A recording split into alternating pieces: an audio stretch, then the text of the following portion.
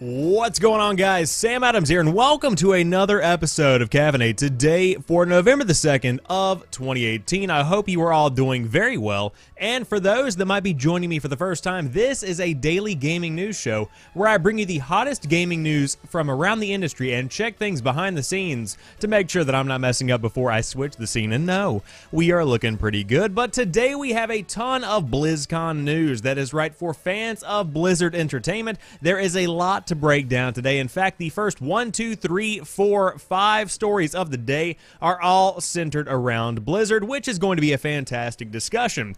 From Warcraft to Hearthstone and everything in between, you can check out all of the hottest Blizzard-Con, as the kids say, news right on here. But of course, there is more to talk about today. On top of those first 5 stories, Treyarch has added microtransactions to Call of Duty Black Ops 4. A survey has showed that teens spend a specific average of $184 on video games every year.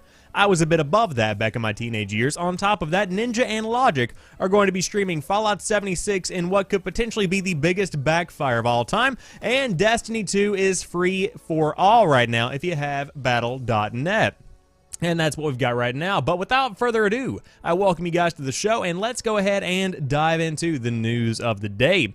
First off, coming out of BlizzCon 2018, World of Warcraft Classic has been dated for summer of 2019 with a release, and a demo for it is out right now. Blizzard announced a release date for World of Warcraft Classic today, confirming that it will debut in summer of 2019. The upcoming Classic take on the popular MMORPG is playable at BlizzCon 2018. However, there will also be a special World of Warcraft Classic demo available for attendees who didn't get a chance to make it out to the event. Anyone with a virtual ticket or regular BlizzCon 2018 attendee ticket will be able to download the demo at home. The demo comes with a 60-minute playtime limit as well as a 90-minute cooldown period, but where you'll need to wait a bit of time before logging in to play again. Players will begin at level 15 and get a good feel for what the game will offer and will be capable of, and it will be capped at level 19. Strange way they phrased that paragraph. But upon the game's full release, it will be included free to anyone with a World of Warcraft subscription, which means new players who join the game will have access to the entirety of the Warcraft catalog with the opening of a new account for World of Warcraft Classic without paying an additional fee. The spotlight wasn't solely on Classic during the BlizzCon 2018 keynote, however. Additionally, a new Battle for Azeroth cinematic debuted during the keynote. The Lost Honor cinematic explores Saurfang, I believe is how you say that, the Horde general who was captured at the conclusion of the battle for Lordaeron. I don't play Warcraft if you can't tell. The clip was meant to help set up the story that's meant to unfold in the upcoming Tides of Vengeance patch, and it will be released next month in the next few weeks. And so right now you've got tons of news surrounding World of Warcraft Classic. And now for those that don't know what's been going on with Classic, essentially it's going to be the original vanilla version of World of Warcraft, and that's something a lot of people have been wanting. In fact, there was a fan-made server that specifically catered to this specific need, and it was up for a pretty good long while. But as of right now, it has been shut down, or at least I believe it's been contacted by Blizzard, something along those lines, and they're going to have to cease their operations because, of course, you have the big official expansion, or at least re-release, coming out next summer. So it's going to be good news for those that are fans of Classic Warcraft, and I believe that people are going to be pretty excited to get their hands on that Classic Warcraft experience yet again. And again, if you do want to dive into that demo, it does have a 1-hour limit with a 90-minute cooldown, but on top of that, you still get to play the game a little bit early if you do have that demo. So that's a pretty cool little piece of news. However, for fans of other Classic Warcraft experience, Warcraft 3 Reforged has been announced at BlizzCon of 2018. Warcraft 3 Reforged, a remastered version of the 2002 Classic with its expansion, The Frozen Throne, has been announced for a 2019 release. According to the game's official website, Warcraft 3 Reforged is a complete reimagining of the real-time strategy classic. It is an epic series of origin stories of Warcraft with reworked, vivid recreations of every hero, unit, building, and environment with 4K support. There will be over 62 missions spanning the game's continents. You can play as 4 races, each with different units, abilities, strategies, and champions, and there will also be player-created games, including MOBAs, tower defense, and more. Blizzard promises the remaster will let players relive the events of Warcraft 3, Reign of Chaos, and the Frozen Throne, and you can command night elves, undead, orcs, and humans as alliances shift and cultures clash in ruthless conflict. Sounds pretty dang cool. The game features over 40 hours of gameplay and over 4 hours of Reforged cutscenes. There will be roughly, 20 legendary heroes and villains from Warcraft lore that can gain experience, level up, master abilities, and more. It will be an upgraded experience with modern multiplayer matchmaking, custom game lobbies, and connecting through Battle.net. Improvements to the game's user interface and other quality of life improvements have been made as well. Gameplay has been rebalanced to change heroes, units, and buildings to better modernize the game. And of course, Blizzard announced a special Spoils of War edition of the game, which unlocks rewards in other Blizzard games. This includes a meat wagon mount in World of Warcraft, the 3rd war card for Hearthstone, available the week of November the 5th, and 4 Warcraft heroes for Heroes of the Storm, along with other benefits. The standard edition is going to run $30, while the Spoils of War edition will be $40, so essentially a $10 difference. Not too bad. So to check out some of the images that we have right now, if you are watching the video version of the show, essentially it looks like a very high-textured version of Warcraft 3. Looks really good, looks like a remake from the ground up, and overall I think fans are going to be pretty happy about that situation. Because of course Warcraft 3 is a game that I still see people streaming today. It's a very fun game to watch, it's a very fun game I'm sure to play, even though I've never had my hands on it. But it seems like they're definitely listening to the fans and saying, hey, you guys want these classic Warcraft expansions, these classic Warcraft experiences, and the new content as well. Let's go ahead and give it all to you. So for fans of, again, classic World of Warcraft, you have Classic and you have Warcraft 3, the Reforged, coming out in 2019. And that is going to be a pretty awesome little time for those that are fans of classic Blizzard experiences. And I know there are many, many out there. Mom, get the bin, Gabe. But moving on to another Blizzard title, the latest Overwatch hero is gunslinging gang leader Ashe. Blizzard also released a new animated short starring Outlaw McCree. I haven't seen that one, but let me tell you right now, this Ashe chick, she is badass. As ever at BlizzCon, Blizzard had a new Overwatch hero to reveal. The 29th playable character is Ashe, the damage-dealing leader of the Deadlock Gang. Along with her main weapon, a semi-automatic rifle, she can use her coach gun to knock enemies away and thrust herself backwards. Her dynamite attack sets enemies on fire, dealing some extra damage over time. For her ultimate ability, she can call in her robot cohort Bob, B-O-B, to barrel through the opposing team and attack them with his arm cannons. Blizzard also revealed a new animated short, Reunion, which highlights Ashe's relationship with Outlaw McCree. Set on the Route 66 map, it shows just what happened when the train robbery happened outside the diner. Nailed it. The studio had previously confirmed that unlike the last 2 BlizzCons, it would not announce a new map at this year's event. The Overwatch side of BlizzCon continues over the weekend with the Overwatch World Cup, and you can watch the matches from any perspective using a new viewer tool. Oh, and you can also get your hands on a cereal based on everyone's favorite wall-riding Brazilian, Lucio, as well as the DJ's debut album.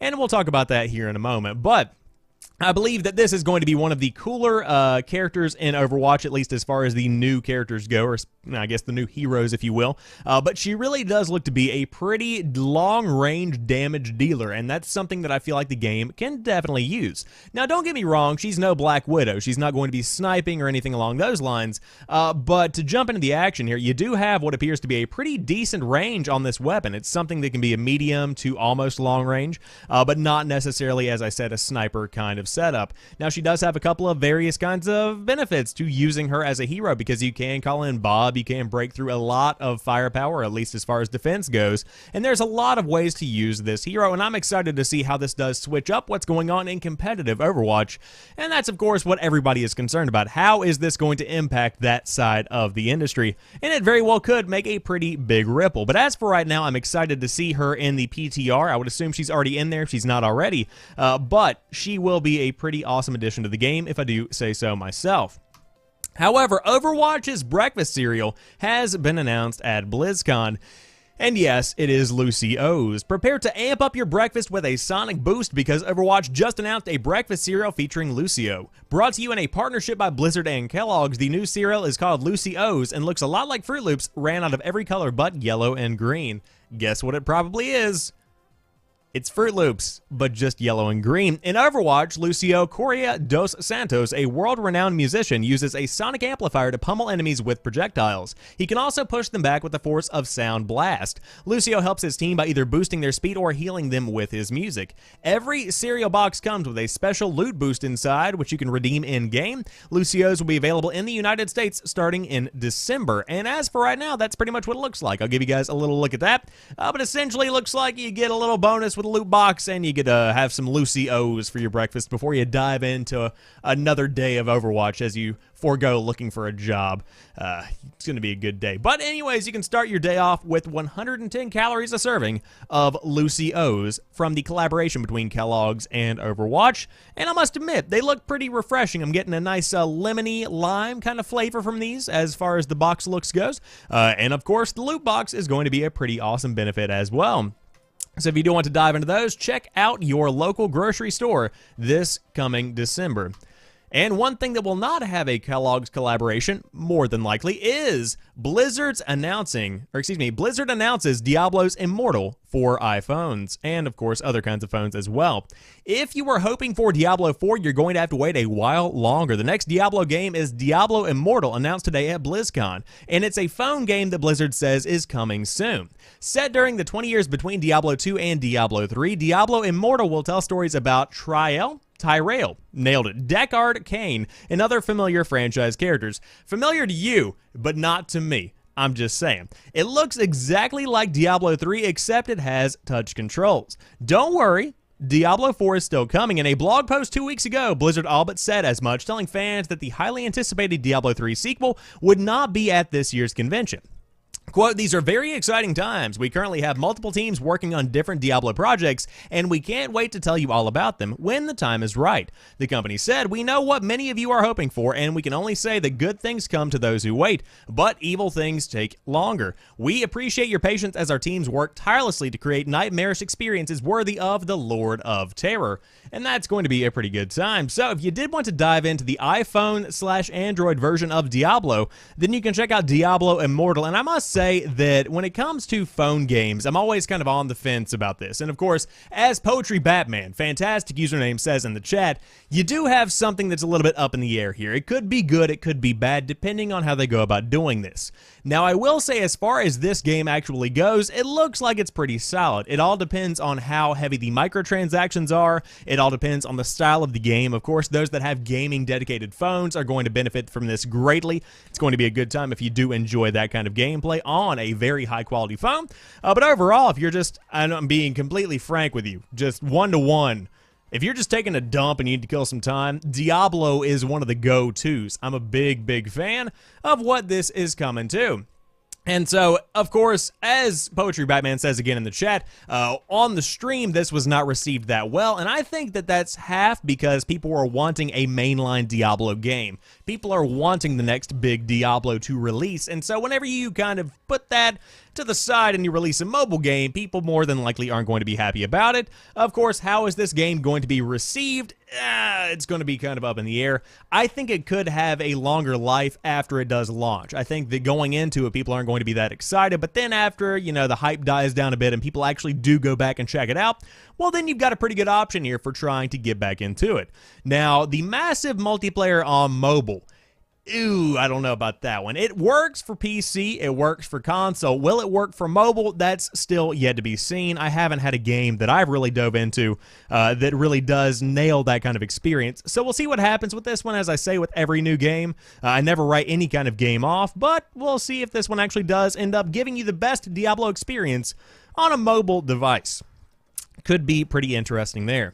However, now that covers all of our BlizzCon 2018 news, but moving on to some Call of Duty news, Treyarch adds microtransactions to Call of Duty Black Ops 4 on the PlayStation 4, and of course Xbox and PC normally follow about a week later, so expect those next week, and I'll tell you guys when that does happen right here on Caffeinate.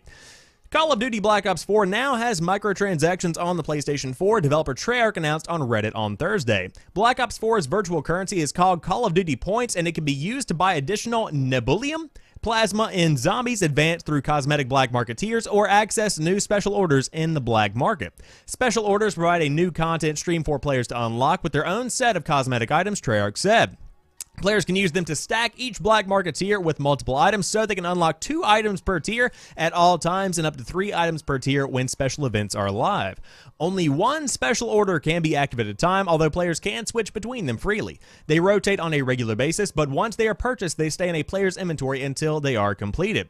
Now, points were first introduced back in Black Ops 3 in 2015, and they are currently available on the PlayStation Store in a variety of increments. 200 points is going to be $2, 500 points is going to be $5, 1,100 points is going to be $10, and 2,400 points is going to be $20. They roll out to platforms next week, Treyarch said. Yesterday's patch also brought additional changes and improvements. Black Ops Pass owners now receive a one-time bonus of 1,000 Call of Duty points and 300 Nebulium Plasma. Full parties of 6 can now play in Chaos Domination. Weapon camos now apply themselves properly in Zombies, and there are also a number of weapon balance and stability improvements on PC. And so right now we have the continuation of the saga of Black Ops 4 beginning to slowly go down the drain. Just kidding. This is something we all kind of expected. And so Poetry Batman says in the chat, so aesthetic items via loot boxes? Essentially, it's kind of a combination of what you got with the PUBG and Fortnite season passes, where you did get more options of how you want to level up and get new cosmetics and stuff along those lines. But you can also pay for tiers as you would expect. And so this is simply them opening up another revenue stream. And I totally understand that because so many people are loving Black Ops 4. I love Black Ops 4. It's a fantastic game. But I'm not going to be paying for additional cosmetics, and so it's not really going to be something that really does impact me. Now, when it comes down to it, so many people are going to be throwing money at this, and so many people on Christmas morning are going to be wanting to get in on some of these experiences and to be able to use these new camos and stuff like that. It just makes sense for them to go ahead and add this because, quite frankly, it's just money that you have laid out there if you don't do this. Like, literally, somebody is going to buy things, so why not throw it in the game? And I understand it's a bit controversial, but that's the world we live in these days. Also, to those joining me in the chat, welcome on in. And as a mid-stream advertisement for the ones that are listening later, the podcast version of the show, or maybe even the VOD over there on youtube.com/SamuelAdamsMedia, you can join me live on twitch.tv/SamuelAdamsLive at 7 o'clock Eastern Time every single weeknight to catch up on the hottest gaming news of the day. And Decky in the chat has nailed it and said, mo money. And that's exactly what they're doing over there at Treyarch and Activision. Because, again, quite frankly, it makes sense. So if you want to get your Nebulium Plasma, then by all means dive into it and give them your money. Just kidding. You don't have to do that. However, for those that are teenagers or below, it does seem that you spend an average of $184 on video games every year. The investment firm Piper Jaffray has published the findings of its latest Taking Stock with Teens survey, detailing ongoing shifts in how teenagers divide their yearly spending budget up between things like food, clothing, and video games. The latest report, based on data gathered from 8,600 teens, says that teenagers expect to spend an average of $215 during the current calendar year. Okay, all in all, that makes up 14% of the average teen's yearly spending budget, but it is 4% decrease from the spring 2018 survey. While the data can point to useful trends in how younger players divvy up their spending, it is worth keeping in mind that the company's numbers are based on expected spend rather than dollar-by-dollar tally of how much teenagers are actually dropping on video games in a year. For instance, 83% of teens surveyed said that they either own or plan to purchase a current generation console by year's end, up 3% from the spring. Breaking that down, Piper Jaffray says that 66% of those surveyed already own a PS4 or an Xbox One, while an additional 17% plan to own one. The survey also has some notable stats on how many teenagers are playing mobile games. For the fall 2018 survey, 69% of teens said they play games on either a mobile phone or tablet, down from 75% in spring of 2018, and the lowest percentage from the survey has been reported across 12 reports. Of those, 28% say they spend money on in-app purchases in mobile games, which is up 1% from the spring 2018 survey, but about par the course for 2017 and 2018. And so right now you have essentially $184 on average of a teen spending on video games. I will say that was a bit below what I used to spend whenever I was a teenager, but then again, I didn't really go out that much and I didn't really drive that much, so I took all of the money from all the jobs that I had and I just bought video games, which is why I'm here in college, having a podcast. because that's the choice that I've made, and I'm happy with it. So if you want to, talk about this, leave a comment down below, leave it in the chat, and as of right now, I believe that $184 is probably about where you would expect it to be for the majority of people. I mean, that's 3 solid big game purchases every year, and I would say that, for instance, this year you might have had Monster Hunter World, God of War, and maybe Spider-Man, or maybe Red Dead Redemption 2, Spider-Man, God of War, or a, conglomeration of all of these things. But overall, we'll see what happens here. Now, the question is, how is this going to incorporate PlayStation Plus, Xbox Live Gold, on top of additional DLC for games? I'm really breaking this down in my head, and that's just not really clicking with me. I just don't understand how $184 can cover all of these things. And so, of course, Poetry Batman says I spend way more than that, but then I'm watching a gaming news podcast live. You are right, my friend. We are not the average individual here. And so, on top of that, as I said, DLC with tons of games, it's going to be one that I just don't really understand that well. 184 sounds kind of low to me. But anyways, I'll leave that up for debate. Of course, these guys that surveyed 8,600 teens probably know more than I do. I'm just saying. Now, I will say that you are a teen at 19, because there's a teen at the end of that, so you are pretty average, I would say. A little bit of... Now, see, if you spend more than 184, you're above average. That's exactly how we're going to phrase that. That's exactly how we're going to phrase that. But if you want to be in the mixture of the hottest gaming trends of the entire year, Ninja and Logic are going to stream Fallout 76 with Rick and Morty. My lord, my brain cells just died a little bit. But popular Twitch streamer Tyler Ninja Blevins and hip-hop artist Logic will be teaming up for a Fallout 76 stream with 2 unexpected guests, Rick and Morty. The crew will be taking on the latest entry in Bethesda's long-running Fallout series, Fallout 76, marking the first time in streaming history where human and animated gamers are playing together. This just sounds like a bad idea. Conceived by esports agency Aider, the immersive experience will allow viewers to interact with the animated characters from the popular Adult Swim show in a live gaming environment. Ninja will be taking a break from his usual Fortnite streams to experience the heart of the nuclear wasteland in the multiplayer online title ahead of its official release. Aider has outdone themselves. We promise you've never seen anything like this before, said Pete Hines, SVP of Global Marketing and Communications at Bethesda. Fallout 76 is an online prequel to the whole of the Fallout franchise set in West Virginia. Blue Ridge Mountains, take me home, country roads. On Reclamation Day in 2102.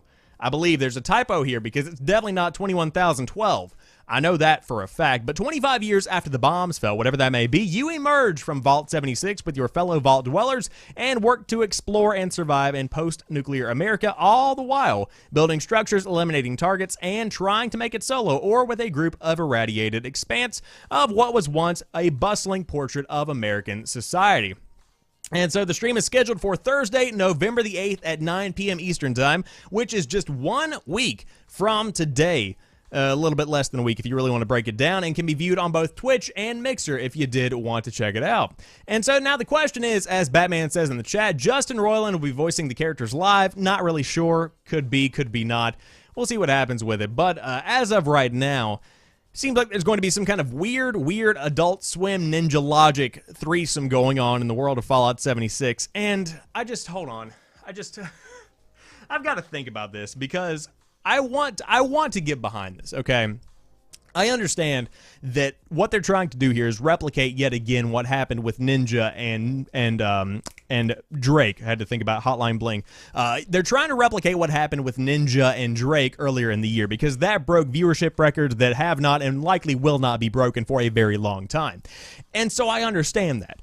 I get behind that. But you can't just say, I need gamer plus rapper, and then why not just go ahead and throw some Rick and Morty in there, and then a game that's going to be sort of popular for a little while.